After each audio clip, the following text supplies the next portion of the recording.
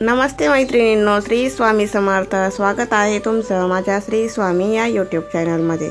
आजचा दिवस तुम्हाला सुखाचा, समाधानाचा, आनंदाचा जावो ही स्वामींच्या चरणी प्रार्थना करते आणि आजच्या या नवीन व्हिडिओला सुरुवात करते। तर मैत्रिणींनो, आज आहे सोमवार आणि आज आहे कोजागिरी पौर्णिमा। तर बघा, आजची पौर्णिमा दुपारी 12:24 सुरू होणार आहे, तर तिची समाप्ती उद्या 9:17 समाप्ती होणार आहे। तर बघा, प्रत्येक महिन्याला पौर्णिमा येते आणि प्रत्येक पौर्णिमेचं महत्त्व हे वेगवेगळं असतं। त्याच पद्धतीने कोजागिरी पौर्णिमा ही सर्व पौर्णिमांपेक्षा मोठी मानली जाते, कारण की या दिवशी माता लक्ष्मीचा जन्म झालेला आहे असं म्हटलं जातं। समुद्र मंथनातून माता लक्ष्मी या दिवशी बाहेर आली होती, त्यामुळे कोजागिरी पौर्णिमेला विशेष असं महत्त्व दिलेलं आहे।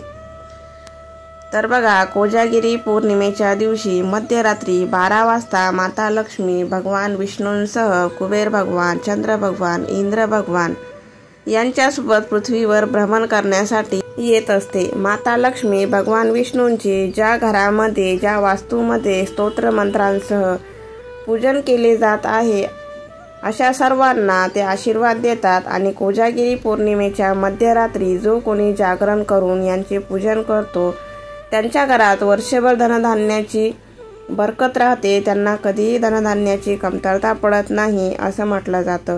जो कोणी कोजागिरी पौर्णिमेच्या मध्यरात्री माता लक्ष्मी भगवान विष्णूंसह कुबेर भगवान, चंद्र भगवान आणि इंद्र भगवान यांचं पूजन केले जाते व या सर्वांना अमृतासमान दुधाचा नैवेद्य दाखवला जातो, तो नैवेद्य नंतर चंद्रप्रकाशामध्ये बसून प्रसादरूपी सर्व कुटुंबियांनी तो ग्रहण केला, तर असं म्हटलं जातं की सर्व देवी देवता त्या कुटुंबावर उत्तम आरोग्य व दीर्घायुष्याचा आशीर्वाद देत असतात। तसेच आजच्या या पौर्णिमेला पूजेचं जितकं महत्त्व आहे, तितकंच महत्त्व उपायांना सुद्धा आहे। कोजागिरी पौर्णिमेच्या दिवशी काही उपायसुद्धा केले जातात, तर तेच आजच्या या व्हिडिओमध्ये मी तुम्हाला सांगणार आहे। तर व्हिडिओ स्किप न करता शेवटपर्यंत नक्की बघा। चॅनलवर जर नवीन असाल तर चॅनलला सबस्क्राईब करा। तर बघा, जर तुम्हाला तुमच्या आयुष्यामध्ये सतत पैशाच्या अडचणींना सामोरे जावे लागत असेल, सतत पैशाच्या अडचणी येत असतील, तुमच्या घरात भरभराट होत नसेल, मुलांची प्रगती होत नसेल, तुमचा व्यवसाय व्यवस्थित चालत नसेल किंवा व्यवसायाची वृद्धी होत नसेल, घरात पैसा येत नसेल किंवा आला तरी काही ना काही मार्गाने बाहेर जात असेल, तर या सर्व कारणामुळे समजते की माता लक्ष्मी आपल्या घरामध्ये स्थिर नाही। घरामध्ये माता लक्ष्मी नांदणे म्हणजे पैसा असणे असं नाही, तर आपल्या घरामध्ये एक प्रकारची शांती, समृद्धी असणं सुद्धा तितकंच महत्त्वाचं असतं। आपल्या कुटुंबामध्ये प्रेम, एकोपा असणे, घरामध्ये एक प्रकारचे सुखाचे, आनंदाचे, सकारात्मक वातावरण असणे हे सुद्धा तितकंच गरजेचं आहे। आणि जेव्हा असं सर्व वातावरण आपल्या घरामध्ये असते, तेव्हा यालाच माता लक्ष्मी नांदणे असे आपण म्हणतो। आपल्याला पैसा तर हवा आहे, परंतु पैशासोबतच आपल्या घरामध्ये एक प्रकारची सुख, शांती, समृद्धी असणं सुद्धा तितकंच महत्त्वाचं आहे। आणि म्हणून कोजागिरी पौर्णिमेच्या दिवशी केलेले उपाय हे कधीच वाया जात नाही। या उपायांचं आपल्याला दुप्पट पटीने फळ आपल्याला मिळत असतं, कारण काही दिवसांचे महत्त्व हे खूप जास्त असते। आपल्या पूर्ण प्रगतीवर या गोष्टी खूप परिणाम करतात। काही उपाय केल्याने काही सकारात्मक बदल आपल्या आयुष्यामध्ये घडत असतात आणि म्हणूनच तुमच्या घरामध्ये प्रगती होत नाही, मुलांची प्रगती होत नाही, मुलांची चिडचिड होते, पतीची प्रगती होत नसेल किंवा कर्ज आहे, घरामध्ये सतत वादविवाद, क्लेश, भांडणे होत असतील, यासारख्या सर्व समस्या दूर होण्यासाठी तुम्हाला कोजागिरी पौर्णिमेला हा उपाय करायचा आहे, जो आज मी या व्हिडिओमध्ये सांगणार आहे। कारण की या दिवशी माता लक्ष्मी सूक्ष्म स्वरूपात पृथ्वीवर वास करत असते आणि लक्ष्मीला आकर्षित करण्यासाठी काही उपाय आपल्याला आजच्या दिवशी करायचे असतात। तर बघा, पौर्णिमेच्या दिवशी तुम्हाला लवकर उठायचं आहे, 4:30-5 वाजता उठायचं। त्यानंतर आंघोळीच्या पाण्यामध्ये चिमूटभर हळद, गंगाजल, थोडंसं गोमूत्र टाकून तुम्हाला स्वच्छ आंघोळ करायची आहे। त्यानंतर आपली नित्यनियमाची कामं करायची आहेत। आपल्या घरामध्ये नित्य आपली जी देवपूजा असते ती करायची आहे। आणि त्यानंतर आपल्याला हा जो उपाय मी सांगणार आहे तर तो तुम्हाला करायचा आहे। हा उपाय तुम्ही सकाळीच करायचा आहे।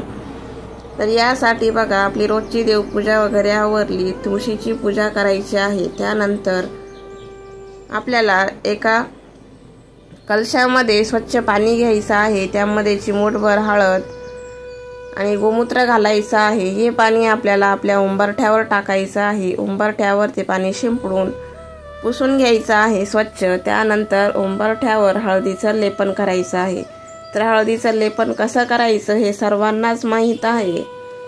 थोडीशी हळद घ्यायची आहे, त्यामध्ये थोडं गोमूत्र, गंगाजल, थोडीशी हळद अशा प्रकारे मिक्स करून त्यामध्ये थोडंसं पाणी घालायचं आणि हे मिश्रण उंबरठ्यावर एकसारखं लावायचं आहे।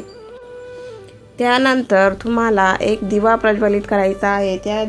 त्यासाठी तुम्ही मातीची पंती किंवा पितळेचा दिवा घेऊ शकता। त्यामध्ये दुहेरी वात लावायची आहे। शुद्ध गाईचं तूप आपल्याला दिव्यामध्ये घालायचं आहे। एका प्लेटमध्ये थोडेसे तांदूळ घ्यायचे आणि त्याच्यावर हा दिवा ठेवायचा आहे।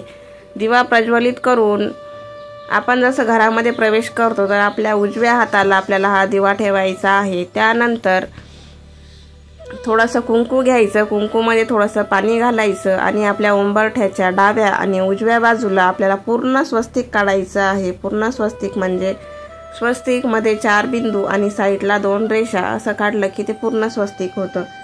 उजव्या आणि डाव्या साईडला उंबरठ्याच्या दोघं बाजूला आपल्याला स्वस्तिक काढायचं आहे। त्यानंतर उंबरठ्याच्या मध्यभागी आपल्याला 8 कुंकवाच्या रेषा ओढायच्या आहेत। 8 कुंकवाच्या रेषा म्हणजे अष्टलक्ष्मीचं प्रतीक असतं आणि ते आपल्याला उंबरठ्यावर मध्यभागी आपल्याला 8 रेषा उमठायच्या आहेत।